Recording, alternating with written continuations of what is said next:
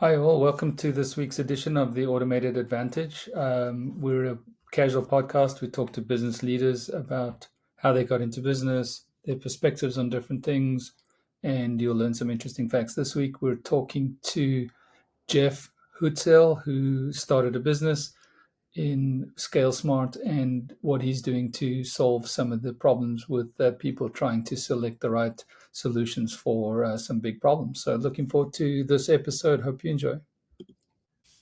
Well, Jeff, like I said, I appreciate you joining me today on the podcast. Excited to meet you, and appreciate the time on a Friday afternoon.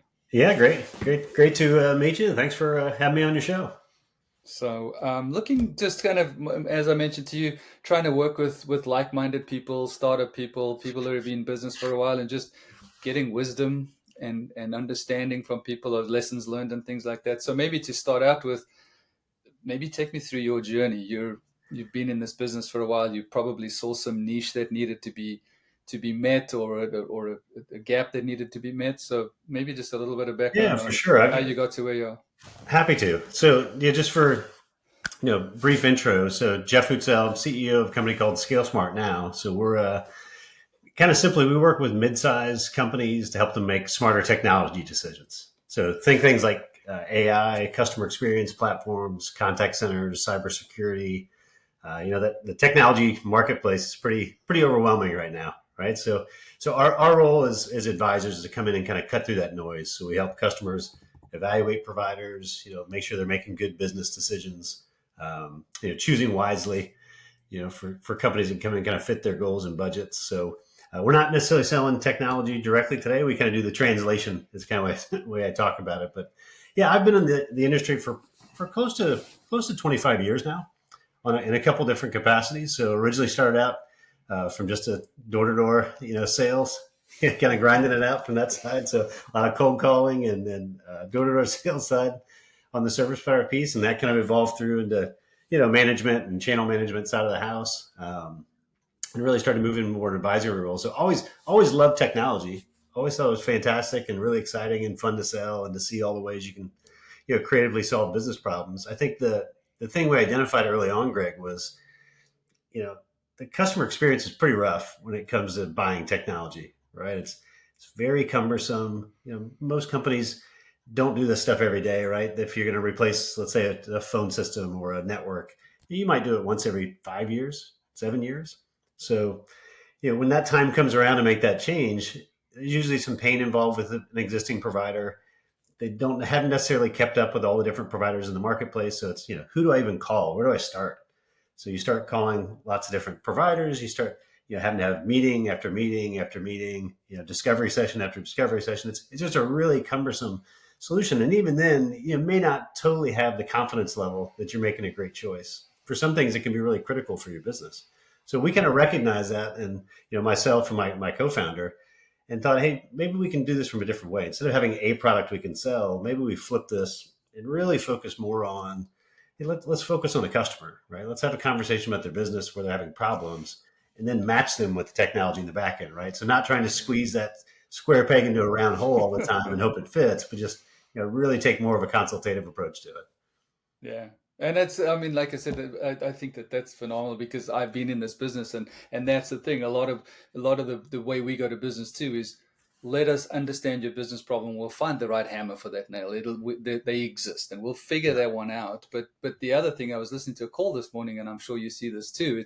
It's how to demystify what's being put out in front of you. It's like, oh, our tool can do this, and then it's like, well, when can it? And I think that's a very useful service that you guys are providing. Yeah, we're big on kind of this idea of just clarity for customers and transparency, right? I mean, we have a client. Actually, I spoke to them this morning. It was one of our first clients when we started the business at ScaleSmart, and we met them. We got introduced to them kind of late in the process. They've been evaluating a technology solution for about probably the better part of 3-4 months, and we're really right at the time where they were going to sign on the dotted line with this new provider. We came in, had a great conversation with them. Offered up what we could do from a services standpoint. They were pretty hesitant to have us involved. They were kind of like, hey, we've already done that work. We're ready to sign off and get this thing rolling. And we convinced them, hey, just let us take a look. Let's just take a look at what you have. And, just through a quick perusal of it and going through their contract, we found just a number of hidden costs, things that they had seen in the demo that they thought were great that really weren't part of the package they were buying. And it was something, when we kind of laid it out for them, it was going to cost them hundreds of thousands of dollars more than what they thought they were signing on for. So it was a great first introduction to that customer. They're still a customer today, 4.5 years later. And a lot of it was just built around that. We helped kind of demystify, clarify what was happening there, who the best fit for them might be, make sure they're going to get what they were paying for, and they weren't going to have some poor surprises after the fact. Yeah. What a novel concept. Do the right thing. Pretty novel concept, right? A lot of this stuff with business, it's just, it's simple blocking and tackling, but you're always surprised by how few companies do it and do it well and do it consistently. Yeah, no, for sure. And you did touch on this, but as far as your ideal client, like what does that look like for you? Yeah, so we're mainly focused on mid-market customers. So we have some enterprise clients, we have some smaller customers as well, but that mid-market is kind of our sweet spot, really where there's a little bit of complexity, right? And we work with customers across a lot of different verticals, a lot of healthcare clients, a lot of financial services customers in particular, but we also work with some big box retailers. We have some aerospace companies. So the common theme is really, a lot of customers are looking at how can we leverage technology to solve a business problem, right? Mm-hmm. So instead of us focusing on kind of that shiny object, we help those customers say, hey, let's focus on the problem first, then we'll match it with the technology after the fact, not start with the technology and try and squeeze it in somewhere. And now when we start talking about AI, I'm sure this is a technology conversation. We'll talk about AI at some point. It has to be, but yes. There's that temptation with AI. If I saw a really cool demo, I saw this cool feature, I want to hunt around my business and find a place I can plug it in, versus starting with, hey, we have a problem, we have an opportunity to scale, and then trying to match that with the solution. And I think that's the key to it. Again, in my research and talking to people too, it's the scalability of it. It's like, you get the AI tool and it answers a great question. It's like, okay, now if I took it to the next level, can it do that? And I think that's the bridge we're going to have to cross very soon for that part of the technology, for sure. Yeah. Yeah. And I think things are moving so fast now too, is the other challenge. Mm-hmm. I think historically, if you think about, especially from a technology purchase perspective, for the longest time, it was kind of just, there was safety in going with the big guys, right? It's, hey, I'll pick AT&T, or, nobody got fired for choosing IBM or Cisco, whoever that was. But now it's very different, right? A lot of the best providers out here, folks have never heard of them before, right? They're popping up overnight. They're kind of the small startups, but they become unicorns in 2 years or 6 months. And they don't have Super Bowl ads, and they don't have huge marketing budgets. So how you find those folks and be aware of them and understand them is really a challenge. I mean, we always kind of use the tagline of it, that marketplace is like a jungle. Our guides, we're to be a guide and just help them not step on snakes along the way, right? That's kind of how we look at it. We're going to help you not make a bad decision as you go through this process. No, it's interesting you said that. I was made aware of a company that do websites called Lovable. I think they're like $1 billion valuation in less than 12 months, something like that. I mean, it's incredible. Crazy. Yeah, we're doing a lot now with some clients in the conversational AI, kind of the agentic AI space. Mm-hmm. And there's literally dozens and dozens and hundreds of companies to choose from. And it's very, very hard to differentiate those companies right now as well. So, there's just some nuance there, and it takes some time to kind of dig through and really understand the differences and what's the right fit. Yeah, no, for sure. And so I'm kind of taking to, you said four-ish years in business and things like that. So what, maybe one of your proudest moments, something that maybe this Fast 50 recognition or something along those lines? You're referencing recently. So we did get named in the past few weeks. The Jacksonville Business Journal has a category they do for the fastest 50 growing businesses, in the area. We got nominated for that and ended up getting named as part of that group. So it was a great validation point for us as a business, just to kind of, help us feel like we're continuing kind of on the same track.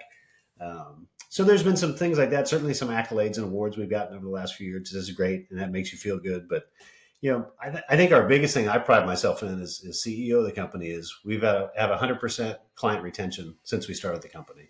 So it's a big focus for us. It's really heavy on the relationship side. I mean, we look at it less as we're trying to sell something, as more we're trying to build a relationship and be an advisor for these clients for the long term. So, companies are faced with a lot of challenges, and I feel like if we have that relationship with the customers, where when they come across a challenge or a new project, that we're that first call. They pick up and call us first just to see if we even do it, if it's even part of our portfolio. That probably speaks most loudly to me that we're doing the right things. Mm. Is, customers keep coming back, they keep trusting us with their business, they keep asking us questions and valuing some of the services we provide. So that's probably the thing that helps me sleep well at night. My family as well. We're going to continue to grow and flourish as a business. Like we said earlier on, I mean, there's the novel concept of doing the right thing, but that is, I mean, that's just feeling good at night, putting your head on the pillow, knowing, you know what, I'm being a good human, Yeah, I I'm don't. helping Yeah, people, and I believe what I'm doing, right? it is, and I don't think you get loyalty from being the cheapest solution out there, right? I think Yeah. you get that loyalty and you get that win by being the most trusted, voice in the room when you're talking to clients. So, Mhm. yeah, we take it pretty seriously. We try and invest a lot in our own education, and we have a good network of folks we can kind of pull on to make sure we're constantly, giving good advice, bringing ideas to our customers, and helping educate them. It's a big part of what we try and do as well. Yeah, so on that kind of the customer note, as far as, how your growth projectile and things like that in the 4 years, what's your growth trajectory been? How do you go after customers? What's a typical day look like? Yeah, it's a good question. I think when we first started the company, I think we leveraged a lot on our past relationships, right? So I mentioned I've worked with my co-founder for probably the better part of the last 16, 17 years. I've been in the space for 25 years. So we developed a pretty good network. Um, so early on in the company, it was a lot of referral business, right? A lot of, calling the friends and family and past clients and things like that to help get things going. And the referral business is great, but it's very hard to scale a business based on hope that you're going to time it just perfect and your buddies are going to be there for you, or customers you worked in the past of getting ready. So we had to start looking at how do we take that and then put that into an actual process. So we spent a lot of time focusing on our internal processes. So really from the client's perspective, right? What kind of deliverables would be valuable to a customer? How do customers want to interact with an advisor? How often do they want to speak to us? What should that feel like? How do we give them deliverables and education and add value to what they're doing every day? So I would say we do less on the, hiring a bunch of salespeople and growing in that fashion of just throwing bodies at it, and more of, hey, how do we deliver a really good product and a really good experience? And if we're doing that, customers are going to force us to grow that way. So we've always kind of approached it from that standpoint of, let's not go for the mass market. Let's just do a really solid job. And if we do it and do it right, word's going to spread. We're going Yeah. to kind of perfect our process, and it'll go from there. No, I mean, I think that again, I like the concept. I think that there's value in doing it right. And so, from in your growth measurement and things like that, are you guys focused on a revenue number? Are you focused on a customer acquisition number? Are you, and maybe this teases into what's the strategy for you guys? Is this going to be something that you pass on to the children, or you look to sell down the line, or I would love that. I haven't been able to convince my kids to get excited about phone systems and networks just yet. So that I may have a little more of a selling process to go with those guys. But it's a good question as far as what we want to be when we grow up as a business. I think we really, the first 4.5 years, we've pretty much had our head down and kind of growing the way I've described it. Um, every year we've been very fortunate. We always have goals. I always sit down with my partner every fall as we end of the year, like everybody else, and we kind of reassess what we did the prior year. We look at projections for the coming year, where we should be spending our time, and where do we invest. We've been lucky that I think every year we've had the business, we've increased by over 3x, in each year, which wow. is fantastic. We've been very excited about it. Hmm. For our company, it's allowed us to bring on some additional resources and kind of add to the repertoire of what we do. But I don't know. It's funny. I had this conversation all the time with my brothers. I'm very competitive, right? I have a sports background. I've always been in sales. You always have that number target that you Hmm. want to chase after, and a little bit it kind of defines you from your success and happiness by whether you're hitting that number or not. And I think as I've gotten a little more mature in my career and older, I tend to focus more now on, are we doing the right things and doing a good job, and learning more of, if you do those and you grow and you do the things you say you're going to do, like we talked about. You're very transparent with customers. The growth will come.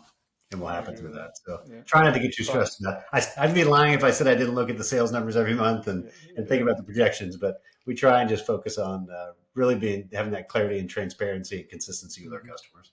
Yeah, and then the whole thing for me too is this whole trying to do the best you can with balancing out your life. We talked about, Friday afternoons and being done and things. It just all of those things need to come together. I think, otherwise It's a it lot. I mean, well, becomes look, difficult. the reason we work. I mean, why do you show up to work every day? I mean, obviously you want to. There's the game of business, which is a lot of Hmm. fun. I know you mentioned earlier you kind of love working, and it's a long. Seems like a long way off before you even contemplate retiring. But it's Hmm.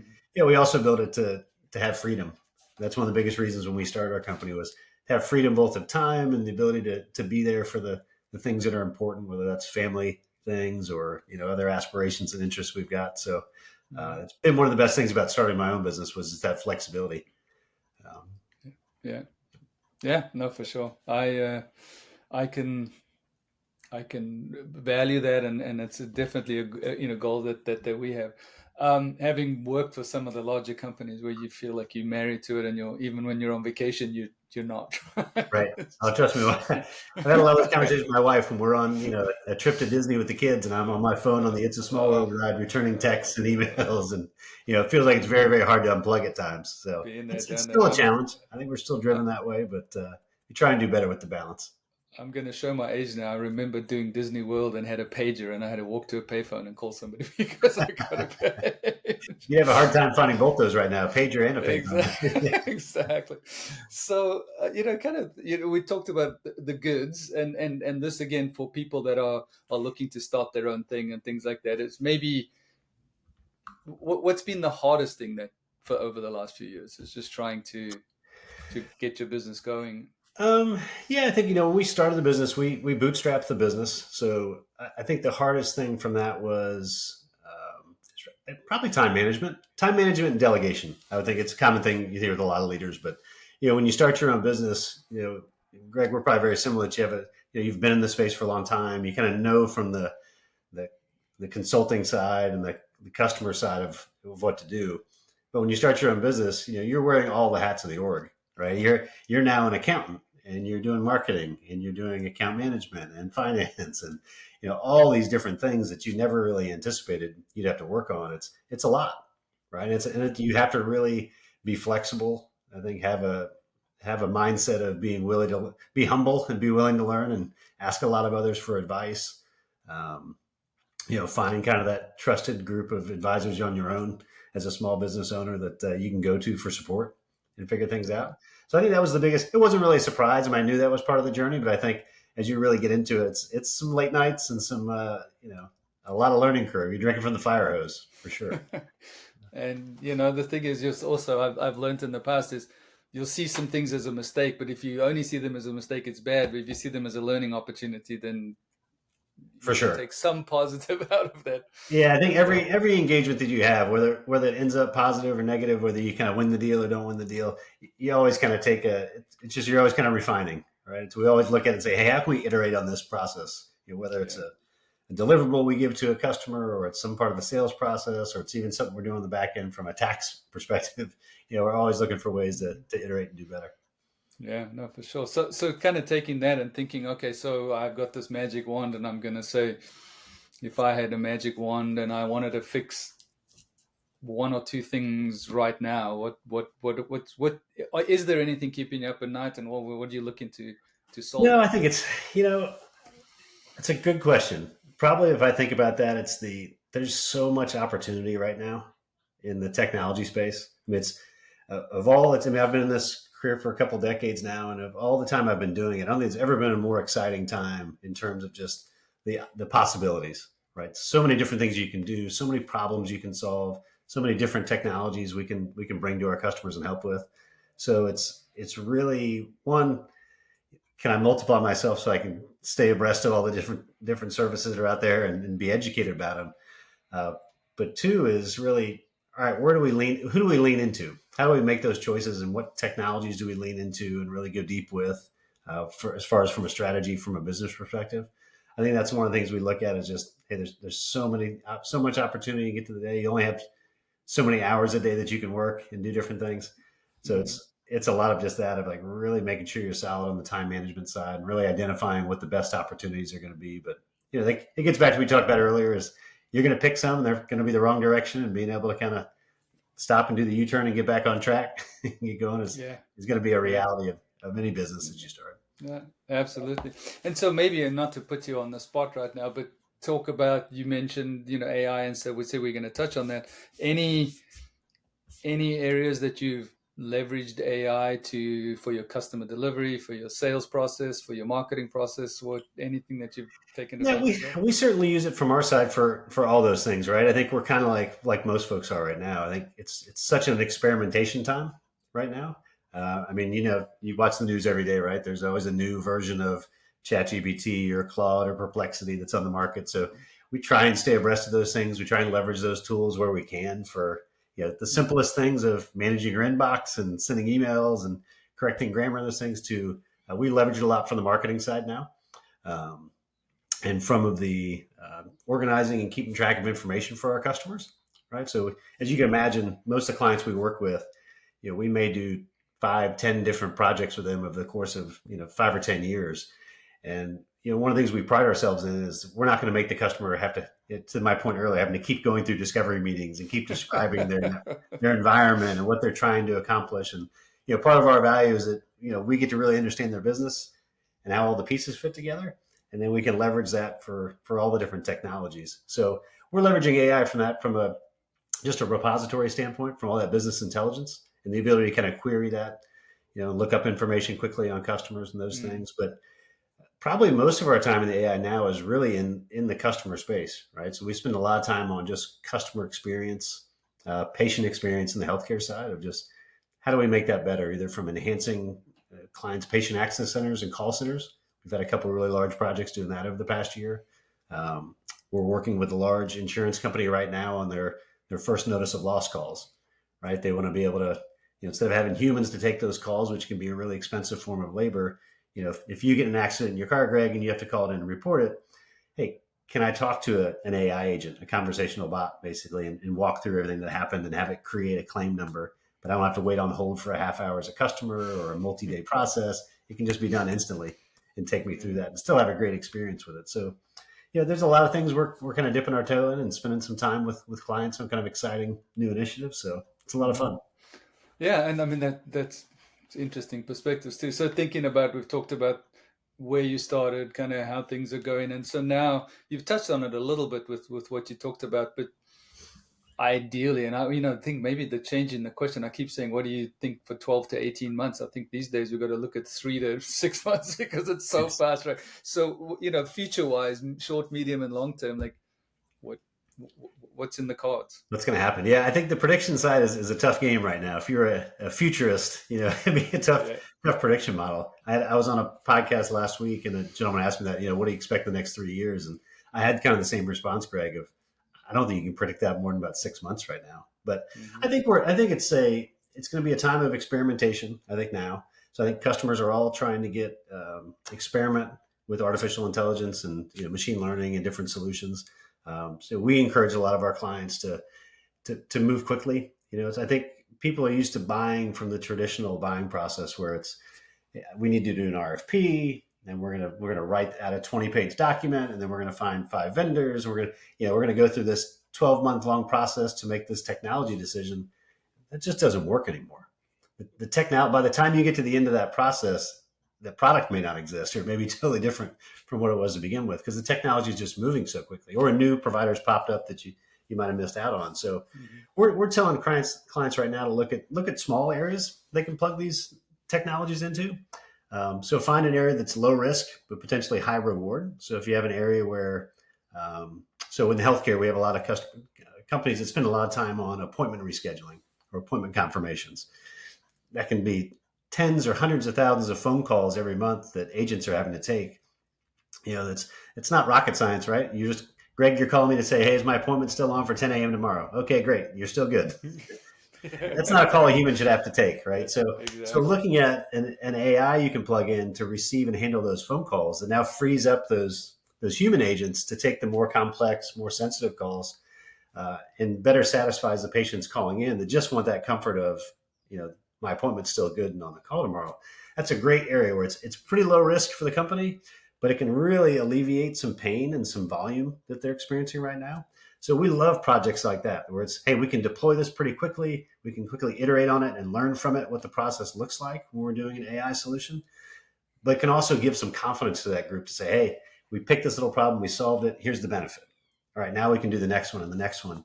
And now instead of getting caught up in, a lot of worry of, is this going to work? Is this not going to work? You kind of develop this new run rate of, hey, we can do these small little projects kind of over and over and over and continue to improve the business quickly.